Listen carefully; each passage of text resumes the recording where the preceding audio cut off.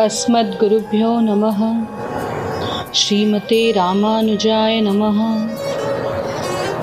जय श्रीमन्नारायण। गुरु चरणों में समर्पित। श्री भट्टार्य वेदांती संवाद में श्री मुनि वाहन योगी का प्रभाव।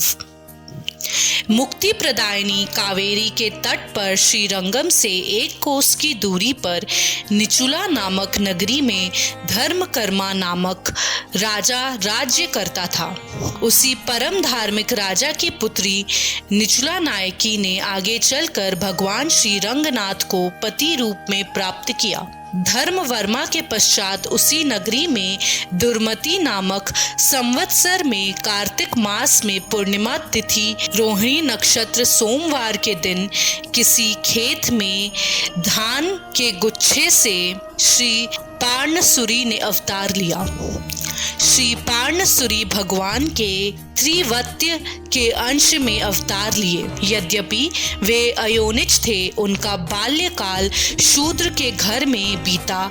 इसी कारण वे शूद्र कुलोत्पन्न होने की बात कही जाती है। श्री विश्वक्सेन जी से पंच संस्कृत होकर वे भागवतम बन गए। श्री पार्णसुरी भगवान के गुणों का सामवेद से चिंतन करते रहने के कारण महातेजस्वी और प्रतिभा संपन्न हुए। वे भक्ति स्वर में तल्लीन होकर सभी सांसारिक रसों को भूल गए थे।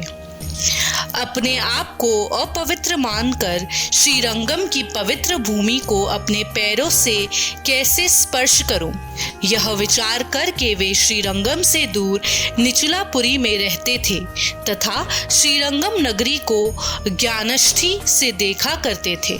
श्रीरंगम के सांरक नामक महायोगी भगवान रंगनाथ का कैंकर्य करते थे।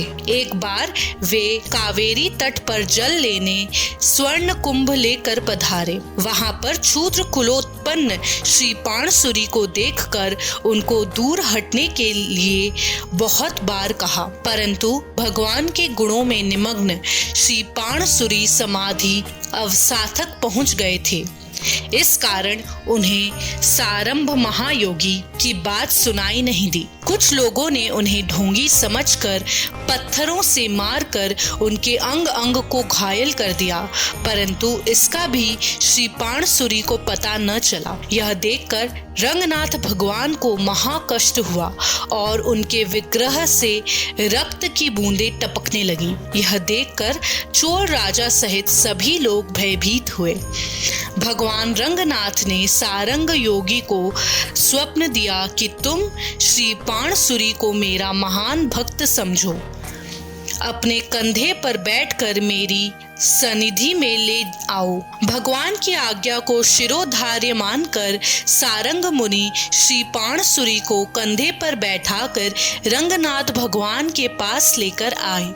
श्री पार्णसुरी ने भगवान के विमान की प्रदक्षिणा की और भगवान की सनिधि में पधारे। अपने परम प्रेमी को पाकर भगवान की खुशी का ठिकाना न रहा। भगवान ने श्री पार्णसुरी को अपने दिव्य श्री विग्रह का दर्शन कराया। श्री पार्णसुरी की दृष्टि भगवान के चरणार वृंदों में स्थिर हो गई। श्री पार्णसुरी ने श्री रंगनाथ भगवान तथा श्री वेंकटेश भगवान के प्रति एक दिव्य प्रबंध की रचना की। जब श्री पार्णसुरी ने दिव्य प्रबंध भगवान की सेवा में समर्पित किया, तब भगवान ने उनका शरीर आत्मसात कर लिया। आज भी भगवान रंगनाथ की सानिधि में श्री पार्णसुरी की विग्रह विराजमान है। श्री सारंग मुनि ने श्री पार्णसुरी को अपने कंधे पर बैठाकर उनके वाहन बने, इसलिए श्री पार्णसुरी श्री मुनि वाहन एवं श्री योगी वाहन नाम से प्रसिद्ध है। इस प्रकार प्रपन्नामृत का 96वां अध्याय समाप्त हुआ। जय श्रीमन्नारायण।